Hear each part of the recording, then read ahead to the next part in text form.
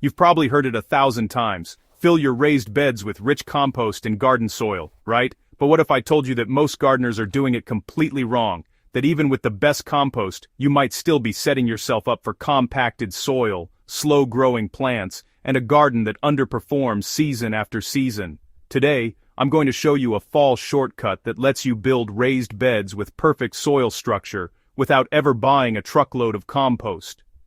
This method saves time, money, and your back while producing beds that practically feed themselves through the growing season.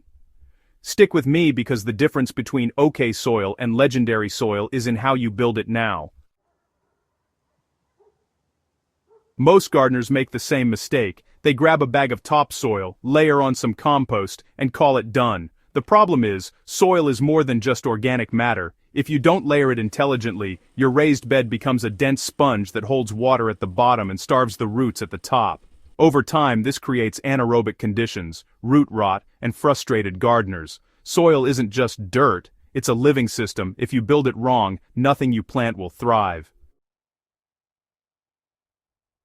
What we want is a raised bed that drains well, retains moisture, supports microbial life, and delivers nutrients throughout the growing season. And yes, you can do this without ever touching a single bag of purchased compost if you use a little fall strategy and smart layering. Think of this layer as the foundation of your raised bed. Instead of hauling compost, gather shredded fallen leaves, grass clippings, or leftover garden residue. These materials will naturally break down over winter, feeding microbes and worms while creating air pockets at the base of your bed. Here's the key: layer them loosely, about 4 to 6 inches deep. Don't compact this layer, because the air spaces are exactly what roots and microbes crave. You're essentially creating a self-heating mulch layer. By the time spring comes around, this foundation will have partially decomposed, adding bulk and life to your soil without a single bag of compost. Next, go ahead and add a thin layer, about 2 to 3 inches, of wood chips or maybe small twigs. This layer might sound a bit odd, but honestly, it does something magical. It keeps the decomposition process going while providing some structure, so your raised bed doesn't collapse or compress over time. Wood chips break down nice and slow, feeding your soil gradually and giving those microbes something to chew on all winter long. If you're worried about nitrogen lock, just sprinkle a small handful of blood meal or any high nitrogen material over the layer. This offsets the nitrogen demand from the decomposing wood and it keeps your soil balanced. After you've put down the wood chips, go ahead and spread a layer of coarse straw or hay, about 3 inches deep. Straw is really ideal here because it doesn't compact like leaves and, it doesn't mat down. It'll improve drainage while also acting like a sponge to hold onto moisture. This becomes especially important in the fall when rains can get pretty heavy. You definitely don't want waterlogging at the base of your bed. By this point, your bed already has excellent structure and is starting to pick up nutrients from all that decomposition. You've actually created a living, breathing soil system, and you didn't even have to pay for compost.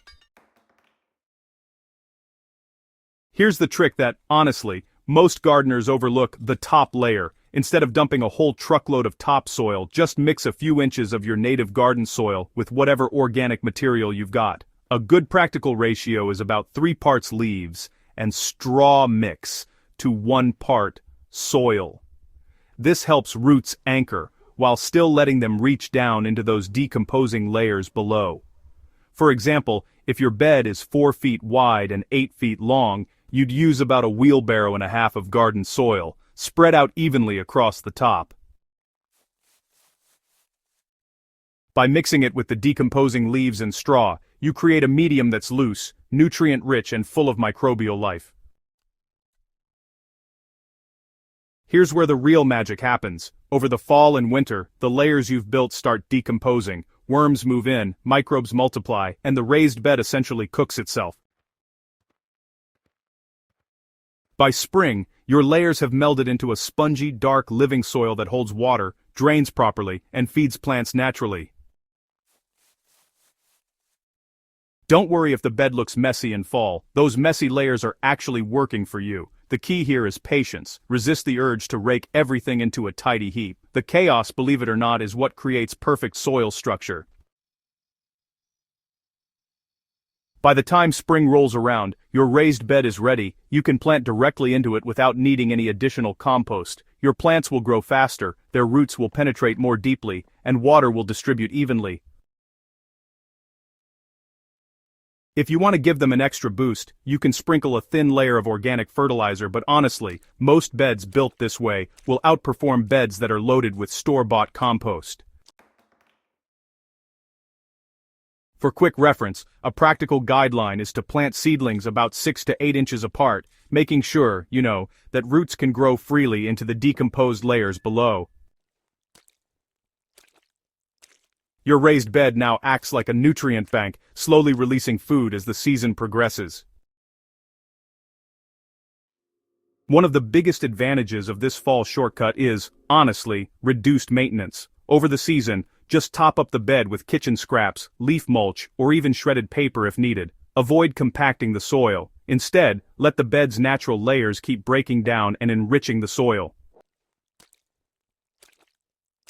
By next fall, you'll be able to repeat the process, creating a self-sustaining raised bed system that, honestly, requires very little effort beyond the first year.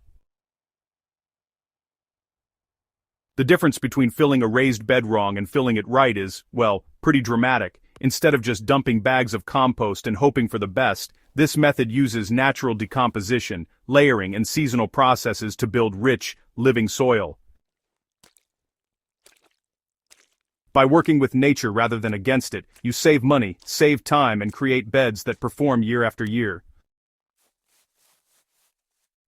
Fall is the perfect time to start because the decomposition process will continue over winter.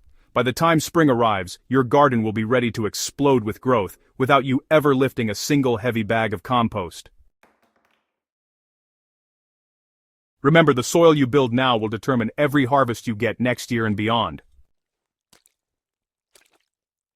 So stop making the same mistakes, start layering smartly this fall, and watch your raised beds transform into nutrient-rich powerhouses. If you found this guide useful, make sure to hit that subscribe button so you never miss a soil engineer trick. Share this video with your fellow gardeners, and leave a comment below with your raised bed success stories. Trust me, the right soil strategy is what separates an average garden from a legendary one.